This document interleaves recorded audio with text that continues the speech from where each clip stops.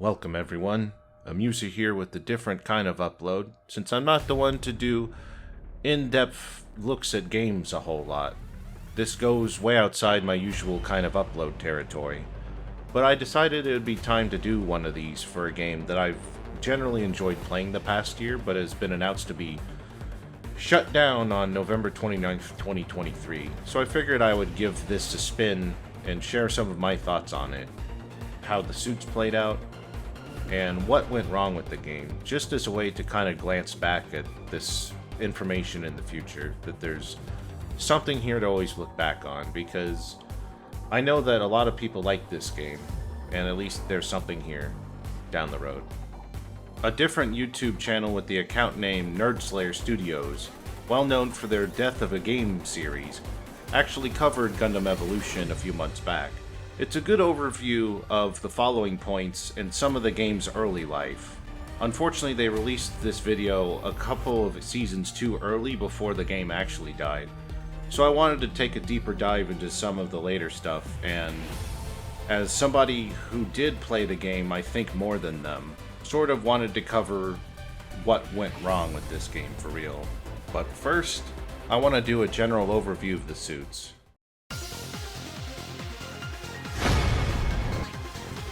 Pale Rider was the well-rounded suit of the game, but it was a damn good one. Picking it was never a bad thing, with a main weapon that had really good damage over range, decent rate of fire, ease of use of control, and multiple tools under its disposal. There was never a situation it could never handle with enough skill. Its EMP grenades were extremely unique in being able to slow down units, a rarity only given to a few suits. It had a decent grenade with splash damage, and most importantly, it also had its own healing pod AoE that it could throw down for teammates. So, Pale Rider could just do it all, and its G maneuver made it just even more dangerous. It's honestly crazy how strong this thing was over the course of this game's run.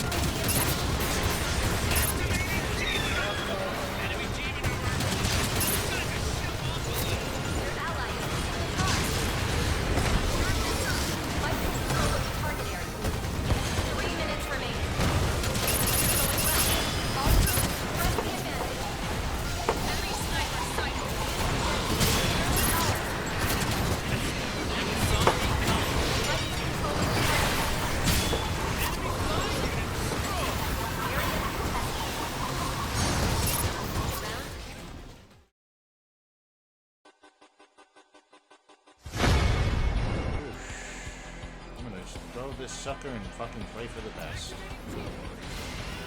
RX-78. Some would refer to it as Grandpa, or the original. In this game, however, it strangely had a what I think was a limited kit. Its main weapon had really bad accuracy unless you aimed down sight, and its damage over distance was strangely weak. So, RX-78 worked best as a mid-range fighter, with its main gimmicks being its hammer it can throw, which would disable shields if it impacted an enemy, something very few units were capable of. Its shield was also different from others like Sazabi and GM, as in it had its own HP, but when it expired or just got destroyed, it ran on a 10-second cooldown timer and you could pull out another shield immediately. The shield was very useful, even though RX-78 couldn't shoot during it. It could block scary ults like Guntank very unexpectedly, or you could do Mega Brain stuff like put it up and cover a teammate trying to revive another ally. Its G maneuver was, I don't know, I don't think it was too great. If you threw it at a bad time, the enemy could just shoot down the super napalm before it went off and render your G maneuver completely useless. All in all though, RX-78 was a strong pick to counter anyone on the enemy team who was giving your team a hard time if they were playing GM or Sazabi, or maybe Hyperion as well. He just revived. Oh wait, never mind. Yeah, I couldn't save you, but I blocked his reaction. Hey, got me, finally.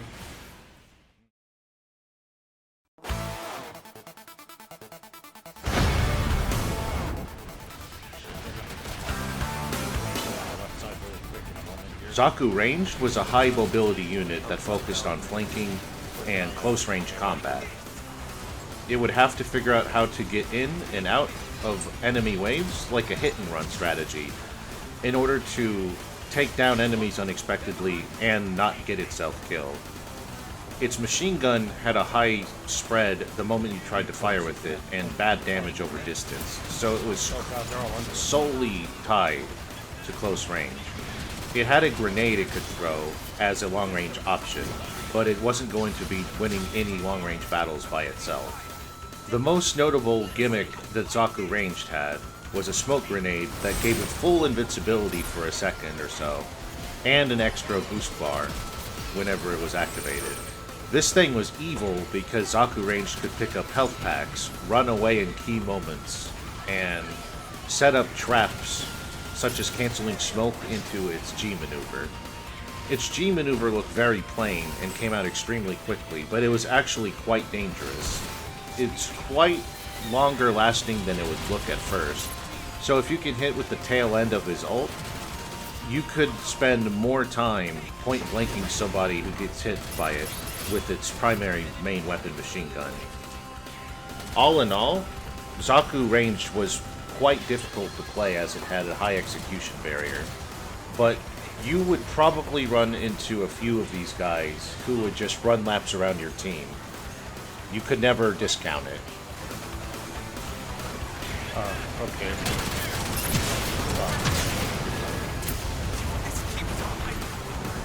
Of course, this game would be the Macho Man.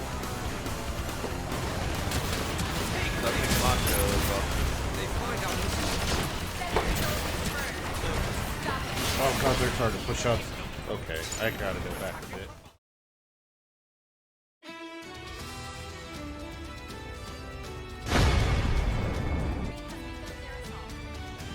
Barbatos. Anyone who's played this game for any length of time has been on the receiving end of this thing's hammer plus sword combo. It had no long-range attacks to speak of whatsoever, so it had to rely on getting in, doing the melee combo, and then leaping away to safety. Rinse and repeat until it would get its G maneuver eventually. It was actually very difficult to play Barbatos later on. It started life being fairly overtuned, but it had a small damage reduction so that it could no longer one-shot any unit in the game, and it had an HP reduction. At the end of the game's lifespan, it kind of got power crept and remained weaker than a bunch of suits, in my opinion. Its ult remained a dangerous threat though, as it would get 3 slashes, each hit hurt really bad, and if it brought an enemy down to 0 HP, it would skip disable and just destroy the unit immediately instead. Probably one of its most unique traits that doesn't belong to any other suit, or is not given to any other suit that I can recall.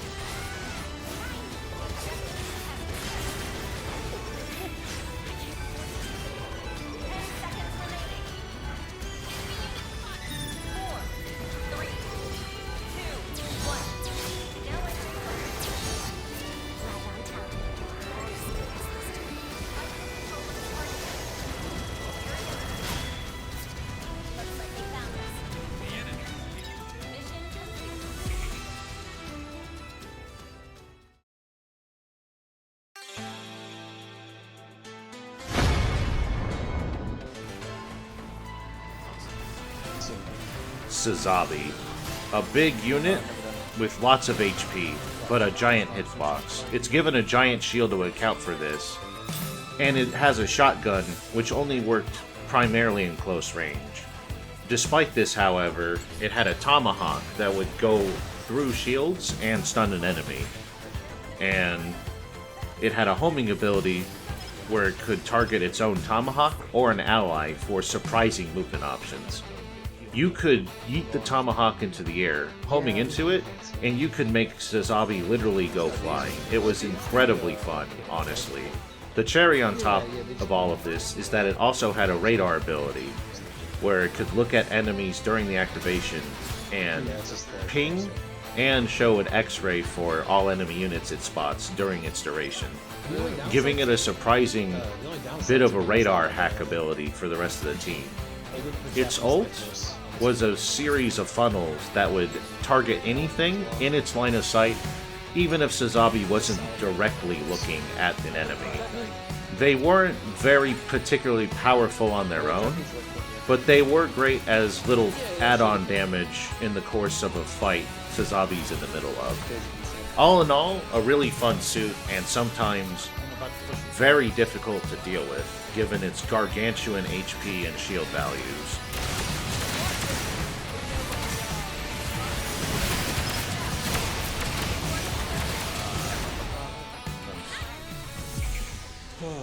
Victory is ours! Oh, what do you mean ours? We did all the work. Smooth as silk, yo. Nice job. Sazabi's so easy, though. Ah, man, I like that skin.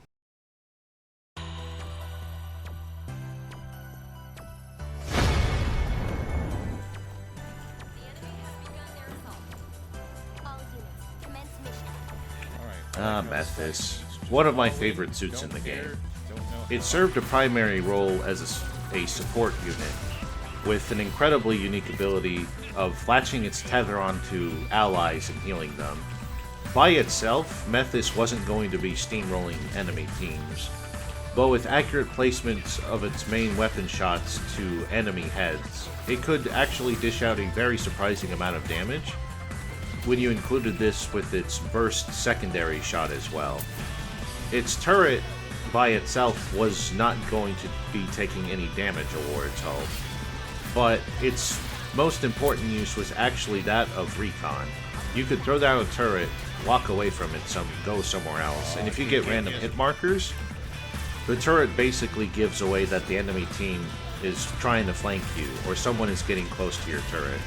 Methuss could fly around as well, and it was given very unique movement routes because of its ability to fly, which was further emboldened in the later seasons of the game, where its flight went from 2 seconds to 3 seconds. Honestly, kind of a big thing for it. Its ult was just an amp that buffed your teammates, and its use was wildly varied depending on your team comp, but anyone who gets amped by it would get a 50% damage and defense buff. So you give this thing to someone else that's about to pop their G maneuver as well, and you could do some really dangerous stuff with Methuss. They're definitely gonna get it. They can at least... Oh shit!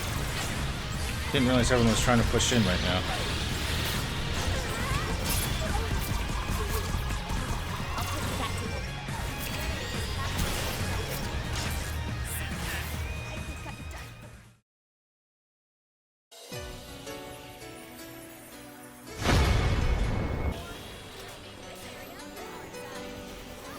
GM Sniper, probably the most extremist unit in this game, capable of being a terror.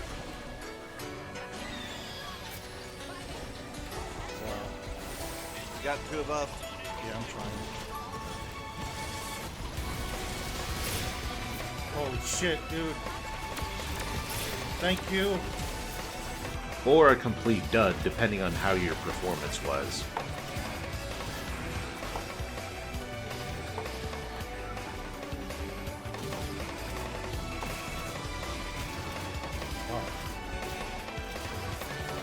Wow. That was embarrassing of me. I couldn't hit this Kampfer in my face, and he couldn't hit me with his shotgun. That Kampfer was really bad. He It wasn't was. smoothing. Oh, that was fucking terrible. That might literally be the worst thing I've ever recorded. And how the fuck did I get... How? Its sniper rifle was its main selling point, capable of dealing one-shot kills to anything hit in the head, or leaving them with barely any HP left for the very few that could endure a headshot from it. It had a launch pad it could throw down for itself and its team, giving them access to vertical movement options. It had a Gatling, which was not very impressive by itself, but could help to damage a weakened enemy that gets too close to Sniper, or to try to put some dents into a shield. It had a repair pod gun tool, which you could shoot at an ally from a distance to revive them without having to go directly up to them, leaving Sniper to do a extra support role from a distance. Its G maneuver was a radar hack that revealed the enemy team to the rest of your allies for a good 25 or 30 seconds, I believe. I personally think that it wasn't bad, but others out there I've seen say that it was probably one of the weakest ults in the game. I have both ready.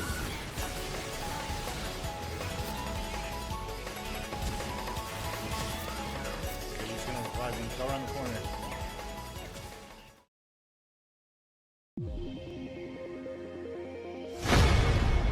Asshimar, probably the other most well-rounded unit in the game next to Pale Rider, given a set of tools that allowed it to act in a variety of situations. Its main gun was a 3-round burst, which worked best around close to mid-range. Going out too far, the bullet deviation would cause shots to start missing, even if you were dead center on point on an enemy. Its sub-shot was an interesting 3-round burst with perfect accuracy, no damage drop-off, but was not hit scanned. But it was a fair long-range option for Asshimar to use every once in a while. One of its most notable aspects was the napalm given to it. It would toss and do AoE in a small area. This was good to either scout for enemies around corners, or to try to flush them out when they start taking napalm damage. Asshimar could also fly around similarly to Methuss, giving it very unique flanking routes. And then lastly, its G maneuver, while quick and simple looking, was very dangerous and potentially powerful enough to rob an entire life off of an enemy. All in all, really fun suit, honestly. Yeah, we'll play after this round.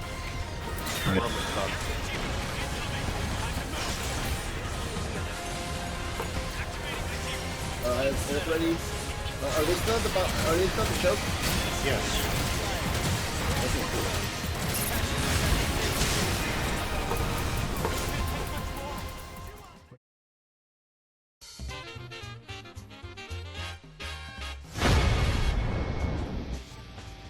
Can you hear me fine now? Dom Trooper. Alright. It took me a while to see this thing's greatness, honestly. But by the end of this game's lifespan, good lord. Alright. Its main weapon doesn't look like anything to write home about, but it did a surprising amount of damage as long as you blasted near an enemy without a direct impact, which only added about a third of a potential max damage. Its mines could be stacked and placed in annoying spots for the teams to deal with, like on top of health packs, or around a corner or a wall that the enemy has no way of being able to see before popping out. It had an armor gun where it could give a stack of 300 armor to any of its allies from any distance, basically, which was pretty nuts. It had a secondary sub-shot, which was a laser with infinite range and damage drop-off, so it was good for a long-range poke or finishing off a weakened enemy. But lastly, the whole reason that Dom just goes over the top is its Screaming Nimbus G maneuver. It gives the enemy the inability to use shields if they get hit by Screaming Nimbus, and it gives your team a nice stack of armor and a giant speed boost for anyone nearby in the activation. It honestly was just the craziest thing, because Dom would activate it, be invincible to the front during the duration of G maneuver, and you give your team as a whole a speed boost and a nice stack of armor. It was just, it's, in my opinion, the best G maneuver in the game. And a good push started off with Screaming Nimbus could be just too hard to stop. Again. No, it seems like they're getting more closer together now.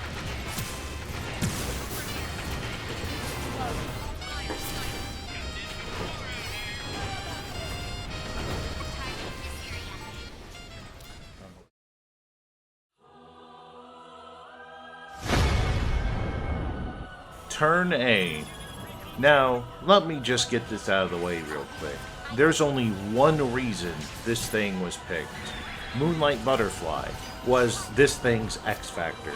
It used to be quite a menace in the early game of Season 1, but they have tweaked this thing a lot, is the best way I could put it. Its Tomonage, whatever you want to call it, throw, got toned down so much, its movement got cut. It's just not what it used to be. I've heard war stories about how scary that thing was in Season 1, but it's noticeably gimped in the latest versions of the game. It had a self-healing, which was not bad, but it had a giant cooldown of 21 seconds, and losing a whole ability just for healing like that is questionable. It had two functions with its main gun, as a quick blast that didn't do much damage on its own, or a charge-up shot that could pierce when fully charged and did a lot of damage. The charge version of its main weapon was the best way to go, especially if you could pierce and hit multiple enemies with it at once. So, Turn A's game plan is very narrow, but the only reason that it worked in the long run was solely because of Moonlight Butterfly. Seriously, just look at this. I died twice in the stage, die once and then don't die to the boss. Is that perfect? Okay. Yeah, never. I'll be like that. I can do that. The entire enemy squad Ah! has been annihilated. Guntank. Ladies and gentlemen, you love to love it and you love to hate it. If there's one thing that this game will be remembered as, it's that Guntank brings everyone together, both with love and pure hatred for the thing, aka MVP PogChamp of the century. Guntank, fall back. You can't win a 4v5. Woo! Woo! You go get him, you magnificent bastard. Guntank was so unique in this game that it's going to make me sad to see it go, because it's wild and one of the most fun units in the game. It has a normal shot that can only lock on to 3 enemies at a time, and was limited range. Behind us. Or you could narrow it to focus on one unit with a slightly higher rate of fire. It had a tackle, which was great for movement, and it gave it armor invincibility in the front during its use. And of course, you know, being Guntank, it had a nice sub with its back cannons that dealt a nice bit of damage. You could put it all together, and Guntank was actually quite capable of dealing a nice amount of burst damage very quickly, and damaging multiple enemies at once. By itself, it was okay, but if you just hug your buddy Guntank and support it, and you deal damage together, anything paired with Guntank would melt enemies pretty quickly. And it also had an incredible passive of being able to revive an ally in 1 second instead of the usual 3 seconds. Like, there's a reason Guntank was just all over the place if you ever played casual matches in this game. Lastly, its G maneuver was the infamous core fighter bomb of, like, seriously, if you've ever played this game, you know what that is. It was okay, maybe a tad bit overrated. Shooting it far away into an enemy team, you could disable units, sure, but if the rest of your team isn't nearby to fully destroy those disabled units, then the enemy team could just revive everyone who got disabled and just render the whole thing null and void. But all in all, Guntank is just like, it's just the freaking, what do you call it? It's just the most fun, the most loved, the most hated, just, oh, what a suit.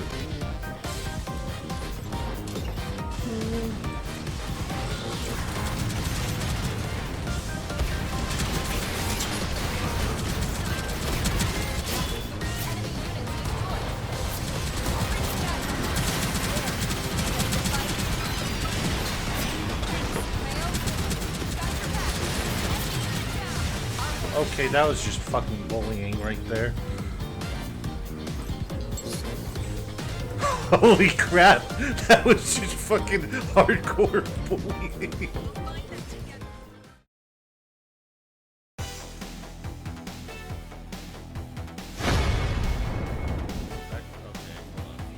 GM.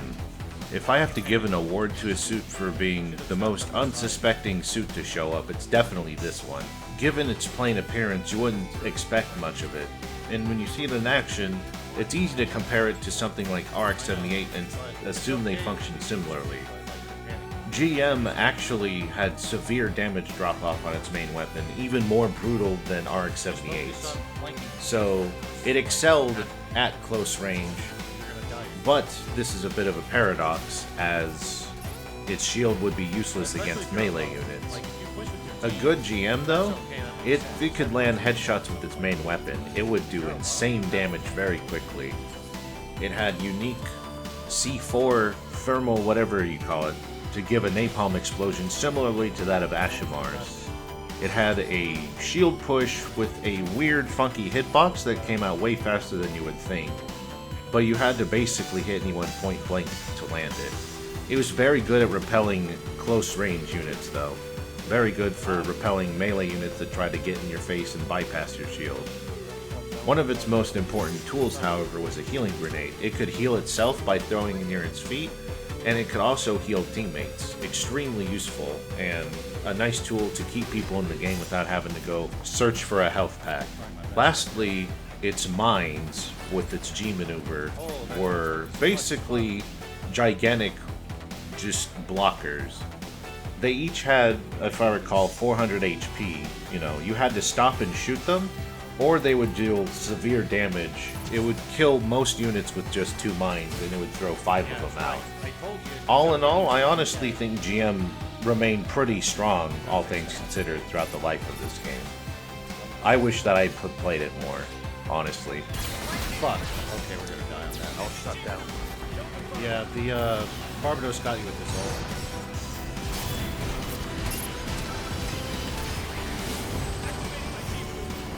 Gotta back off a little bit.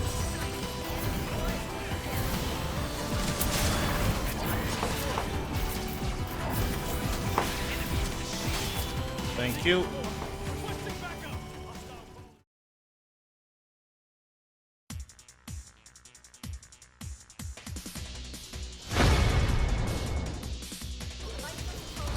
Marasai.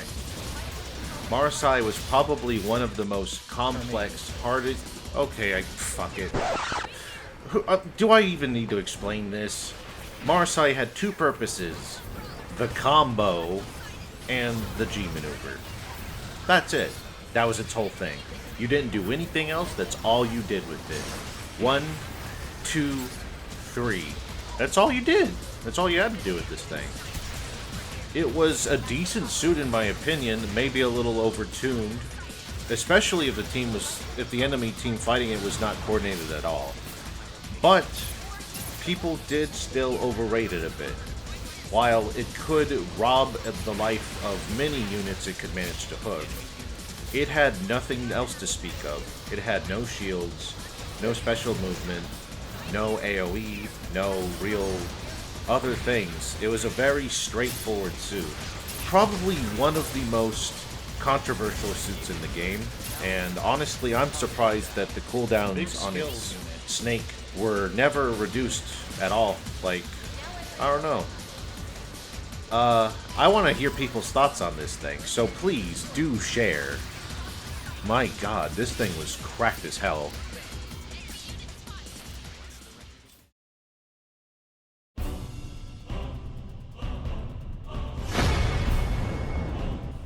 Exia.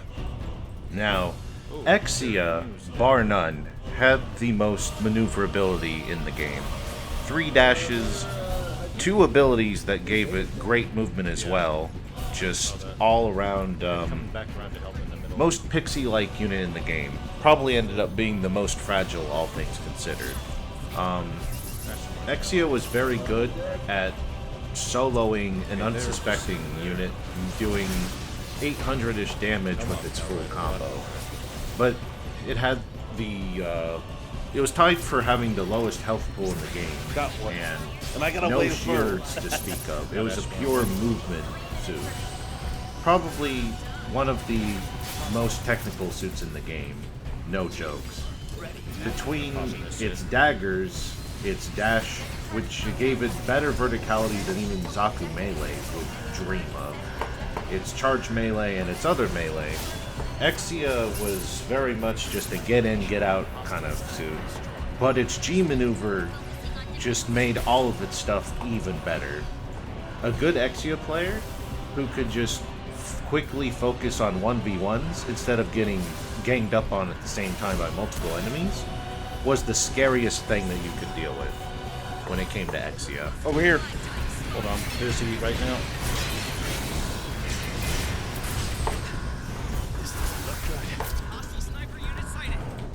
I need to back off for a second. Shit. He's about to disarm. No, he's not. The mega charge compound is nearly spawned.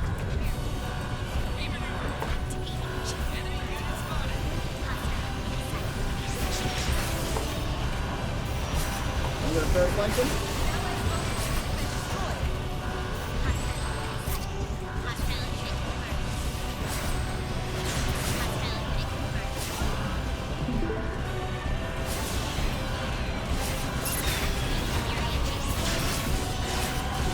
He had two, bro.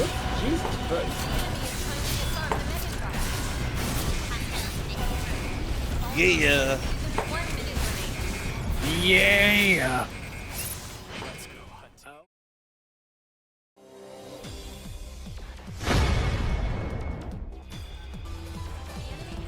Mahiroo. As pictured here, these are all the Mahiroo mains that ever existed in this game. Okay, but no, seriously. This thing, bar none, I don't think this is even a contest. Definitely the weirdest suit in the game. It didn't start off very well, and it took a couple of buffs for Mahiroo to get, like, real buffs that mattered a lot. But in the end, it turned out to be pretty interesting. Its main weapon was problematic because the grenades would lob downward. It was very hard to hit enemies in midair with this thing. And its kit was, all things considered, okay. Any people who were paying attention to it in a fight would get around its stuff kind of easily. But G maneuver was cracked enough for this thing for it to go from being a rather average unit to a real ball buster. You had to find the perfect range with this G maneuver. You couldn't be too close or you would lose damage. You couldn't be too far or the grenade spreads would spread out too much. But when you find that sweet spot, you can deal 800-ish damage to a unit per shot. This thing would rob people blind.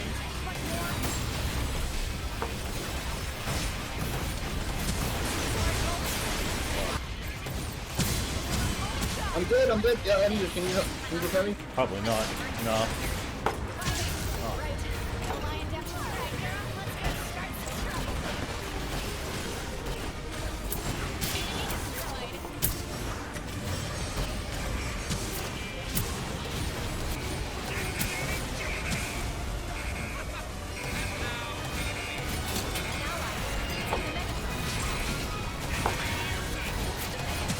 Nice. Very nice.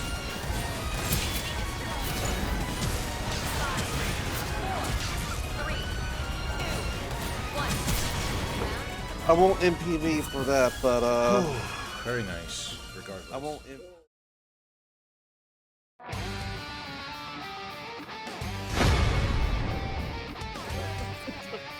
Zaku Melee. I'm gonna be real with you.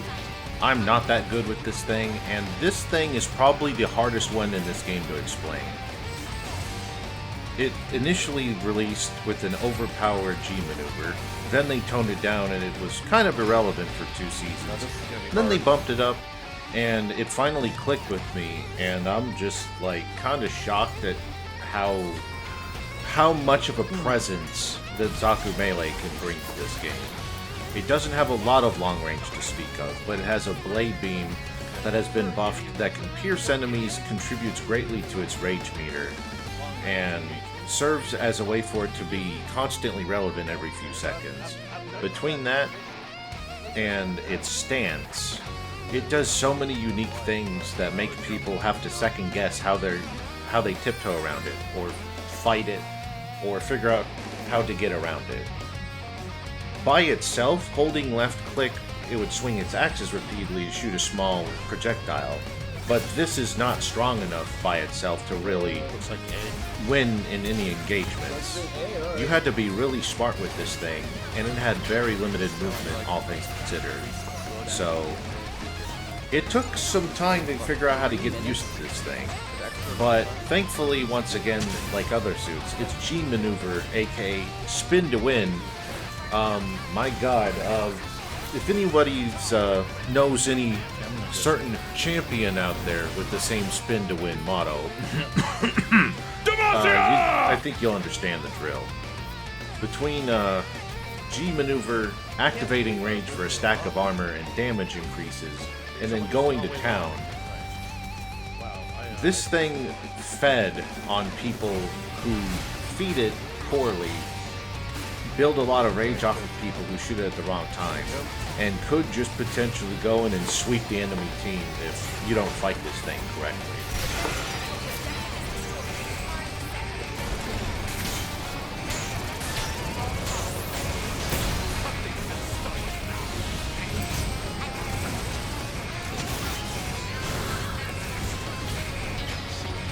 What the fuck, this dumb... Okay, that works. Yeah. Yeah.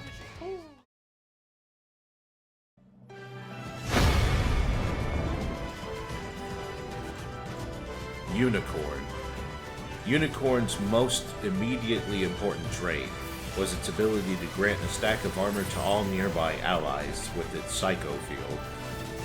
By itself, it wasn't going to be doing crazy numbers, but it could win a solid 1v1 with a quick burst in tandem with its main gun and its shield funnel, if the enemy wasn't ready for it. The main problem with Unicorn, however, is that without shield funnel, it has to rely on its main gun for damage, and to aim accurately with it, you had to hold right click, and when this happened, Unicorn had a movement penalty, so it being a big target, it was much easier to hit it in the head and kill it quickly. With its small HP pool, even with armor stacks, it might go down pretty quickly if it commits too long to its main gun. Thankfully, its X Factor has it pull out G Maneuver is basically like a Marvel vs. Capcom X Factor. Pulls out the Beam Magnum, and there's two hitboxes on this thing. Hitting your opponent, and then letting the beam generally touch somebody in the general direction. You could get both of these at once, but the Beam Magnum was terrifying because most of its damage was actually just shooting near an enemy. If they peeked around a corner just barely out of sight, the Beam Magnum could clip people barely around walls and pierce through stuff and hit multiple enemies, and it was very easy to two-shot a lot of units with the thing. So Unicorn would pivot between this support unit that would constantly do slow healing all around it and provide its teammates armor, into I'm gonna shoot this thing, and if you don't get out of the way and I hit you twice, you're probably gonna die. Early on in the game's life, Unicorn was pretty much just a meta pick. Like, you would shoot yourself not having it. But as time went on, it became less and less of a pick, but always relevant one way or another. Hell no, you don't.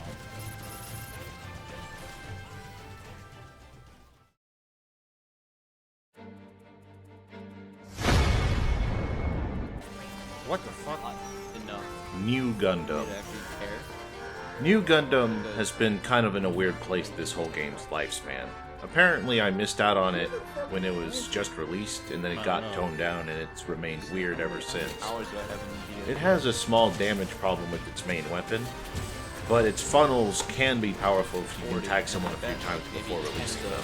Its bazooka was okay, but was mostly damaged through direct impact and served as a secondary movement tool for New, despite how it was huge and had only one boost bar. Beyond this, like, that was its whole game plan. Shoot from a distance, use funnel, annoy enemy with funnel. The funnel by itself could actually be dodged, but in a real firefight, it's going to be very hard for someone to dodge that along with anything else going on for multiple units at once. So the funnels were just sent out to basically be a middle finger to a particular unit you didn't like, hopefully tagging it a few times with its main weapon beforehand to increase the number of funnels sent out to the enemy. The G maneuver was probably the most significant thing about New Gundam, however. For maps that had bomb detonation sites, that thing could just go in there and disarm it, and if you had teammates keeping them out for you, it was evil. Like, New Gundam didn't always shine, but on maps with bomb detonation, New Gundam had a place that made it have a purpose just because of that gigantic shield. I don't remember how much HP it has, but it's going to take a lot of firepower to kill that thing.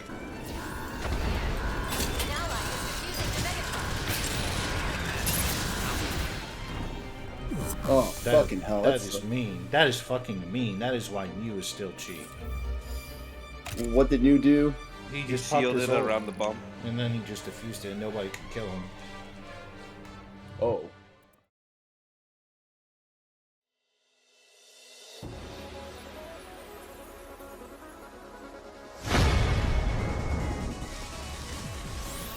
Hyperion. I personally want to say that Hyperion might have been responsible for shifting a lot of values shortly after it released.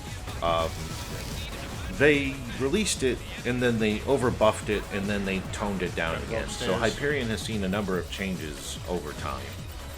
But you give this thing a submachine gun that admittedly had range problems until way later where it got buffed. Two different types of shields. Its infamous bubble shield, which it would often use to revive a teammate for free, or to just be in the front and start a push. And then its own personal shield, just in case one shield wasn't enough. Its sub-shot was capable of actually getting headshots, which is different than a lot of sub-shots, so Hyperion had moments where it could do legit burst damage, but its goofy G maneuver turns it into just scoops Häagen-Dazs. It would just take multiple units and just scrape them away from the objective. It started off with horrible handling that just didn't feel good until they did buff the turning maneuverability, which admittedly made it a lot better, maybe a little over the top, but it felt more natural and better, honestly. Just Hyperion is... There's games where you just sleep on it, because by itself it might not do a lot. But then it just ults half of your team, if not like more people away, and it's just like... It's just the reminder, like, oh yeah, Hyperion is annoying sometimes.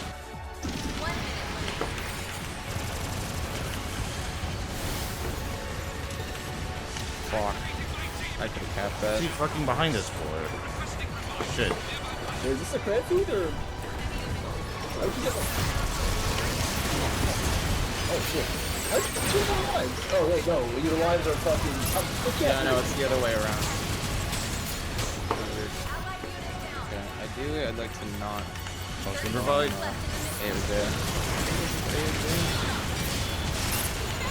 Who made this overlay? I don't know. That's Okay, that makes sense as to why it's funny. I'm like, why is everything in the wrong spot? Uh-oh, you're bugged. Here, 10 seconds remaining. Still got some of that Toho blood in there, you know? 3, 2, 1, 0. Mission complete. I'll take that shit. Fuck. I got all the I footage think I I'll ever killed the need run now. Honestly. What did you, what suit are you playing? Hyperion. Oh, shit. That was the last one. Did you, Let's fucking go!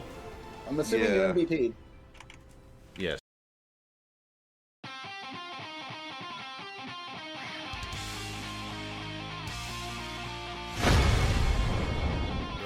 Heavy Arms. Ask any Heavy Arms player who their best friend is, it's Guntank. Even the reveal trailer, they knew what was up. I don't know why, it's just a bond. Guntank mains and Heavy Arm mains are best friends and that'll never change.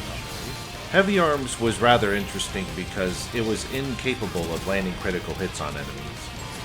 Left click was using its heavy machine guns, but if you held right click, you rev them up for increased firing speed and better damage. This was Heavy Arm's main way of dealing damage. Unfortunately, it would severely hamper its movement while revving the chain guns, so you had to find vantage points to be able to shoot people in a way where you wouldn't get flanked. Its napalm was unwieldy from a long distance, and would actually stick people on fire for a bit even after leaving the source of damage. But even though Heavy Arms was slow sometimes, it had its, I don't know what to call it, twirly ballerina movement ability, I like to call it, the flip, as some may refer to it as a means of escape, giving it surprising maneuverability at times it really needed it. It was very hard to track this thing and hit it and everything once it flipped. And then, once again, G maneuver being very powerful for a lot of suits. Heavy Arms was no exception. It would just launch a salvo of bullets and missiles and do a crap ton of damage to anything in front of it. The main game plan was to right click, hold rev chain gun, do as much damage as you can with that. When it's time to ult, flip and cancel flip into ult, so at least you're moving during the ult and you're not a sitting duck, because it can't move during its own ult.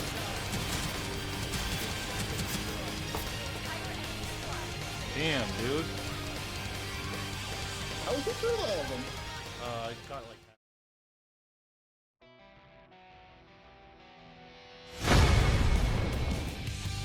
He talked that shit and he's the only one who survived.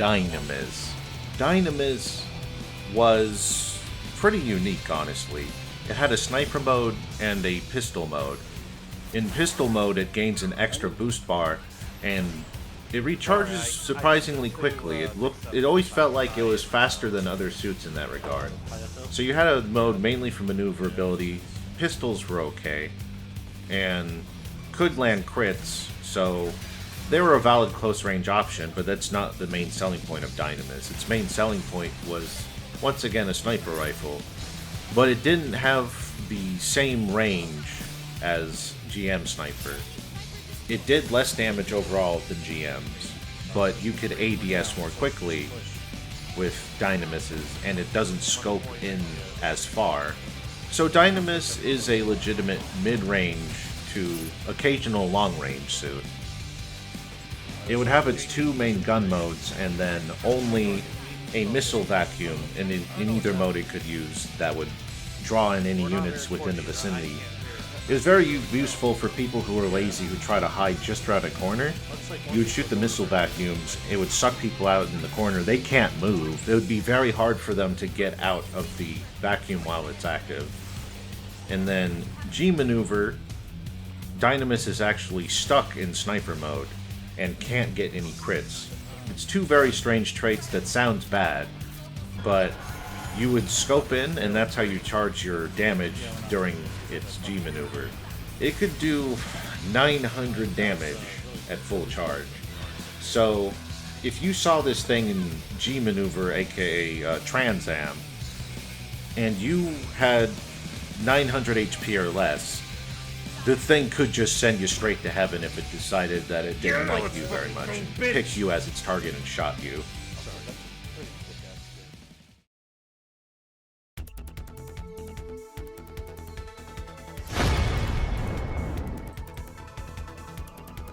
Susanowo.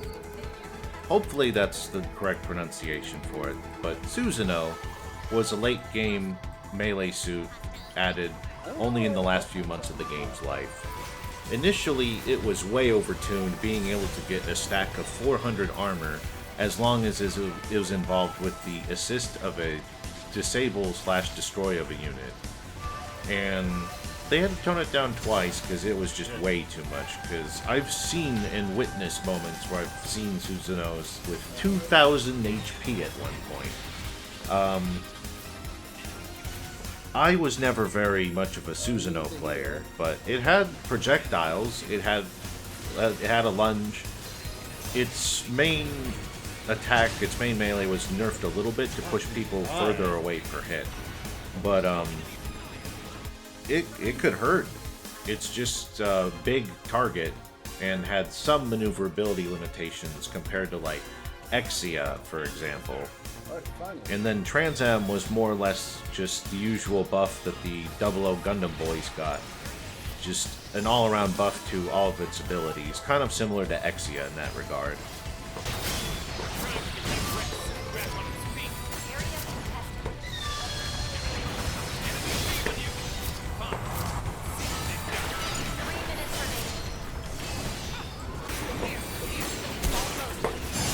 Shit, geometry.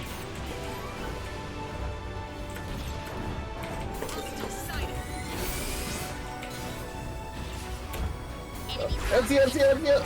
Tag, ping. Oh, okay. I see it. 10 seconds remaining. Mew's going around.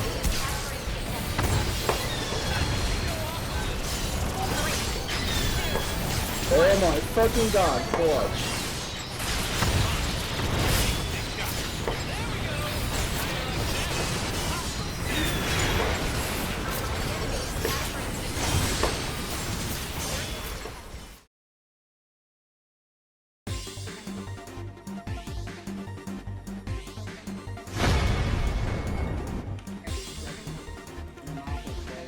Zeta. This is the point where it starts to actually hurt, because they were cooking and it feels like they really started to figure out their momentum.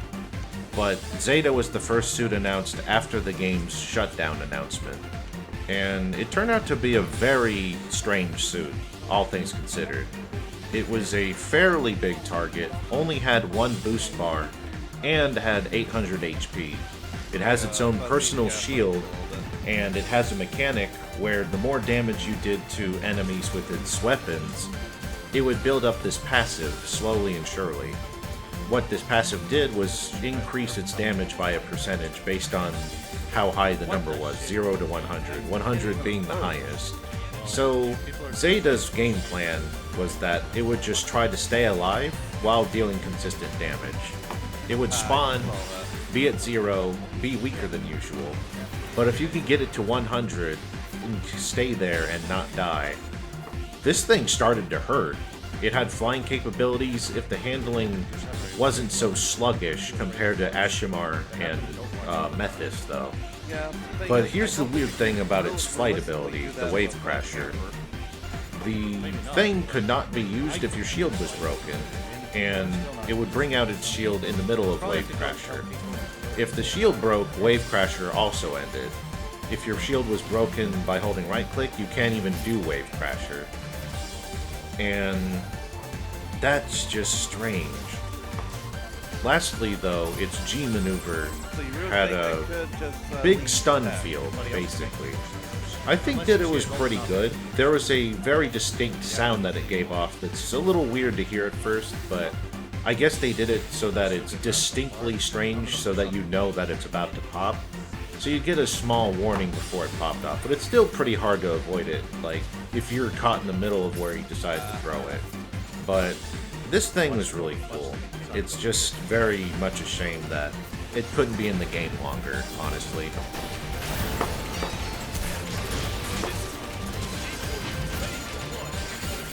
Fuck, nice.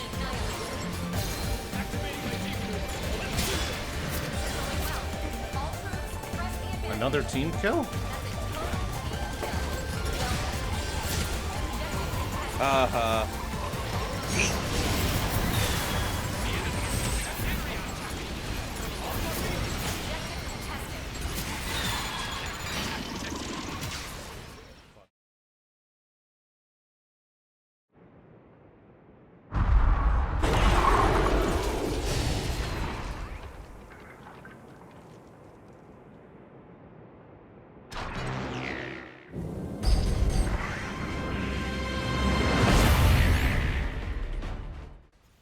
one to the right.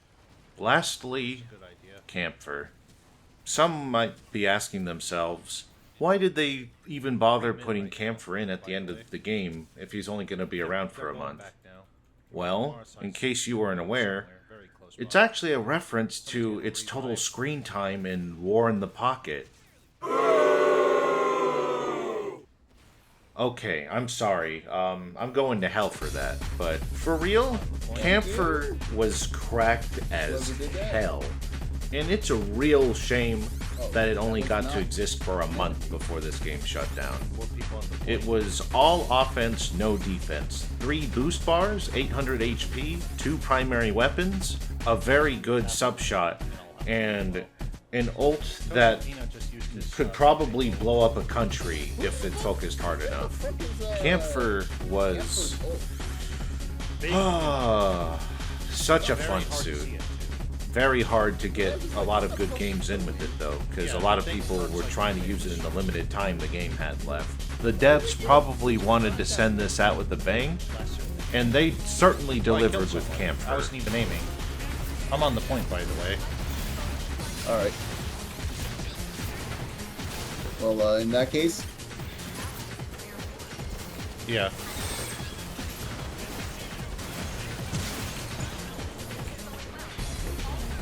Screaming Nimbus buffs, let's go!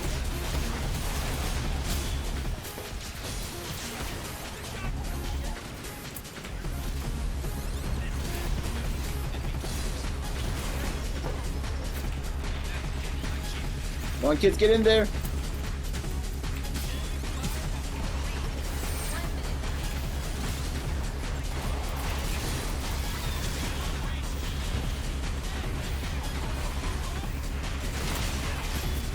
Got their unicorn.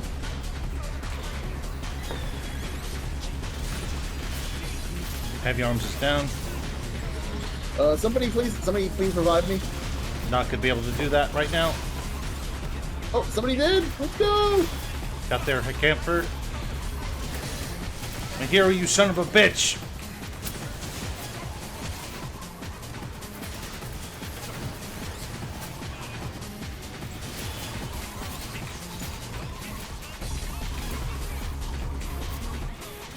Nice push, guys. And that'll do it, covering all the suits that ever existed in Gundam Evolution. This will mark the end of Part 1, but there's a Part 2 that will come shortly after this, where I talk more about the game's problems, joke around a little bit, cover some of the odd stuff, but then send it all off with my own version of a farewell. Because of how many different tracks and various forms of media used as reference material in this video, I'll probably be posting a Pastebin in the video description with the links to the videos I borrowed and the various sources of music I played, so check that out if you want more information. Otherwise, see you in Part 2.